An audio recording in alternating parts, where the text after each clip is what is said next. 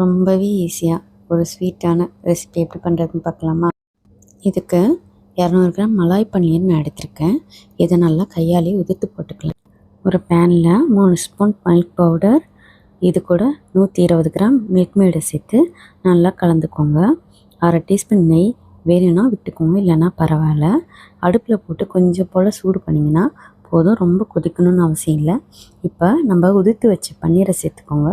கொஞ்சம் போல் ஏலக்காய் பவுடர் சேர்த்துக்கோங்க, அதை நான் மறந்துட்டேன். இதை கொஞ்ச நேரம் கைவிடாமல் கிளறிட்டே இருந்தாலே நல்லா கெட்டி போட்டுடும். இப்போ ஒரு பேனில் பட்டர் ஷீட் தடவி அதை ஈவனாக ஸ்ப்ரெட் பண்ணிவிட்டு அது மேலே ரோஸ் பெட்டல், நமக்கு பிடிச்ச நட்ஸ் எல்லாமே சேர்த்துக்கலாம். நல்லா சேர்த்துட்டு ஒரு 2 ஹவர்ஸ் ஃப்ரிட்ஜில் வச்சு எடுத்தாலே இது நல்லாவே செட் ஆகிடும். ரொம்பவே டேஸ்ட்டாக இருக்கும். நீங்களும் ட்ரை பண்ணி பாருங்கள். எனக்கு ரொம்ப ரொம்ப பிடிச்சிருந்தது. இது ராஜஸ்தான் ஸ்பெஷல் கலாகந்த். நீங்களும் ட்ரை பண்ணி பாருங்கள்.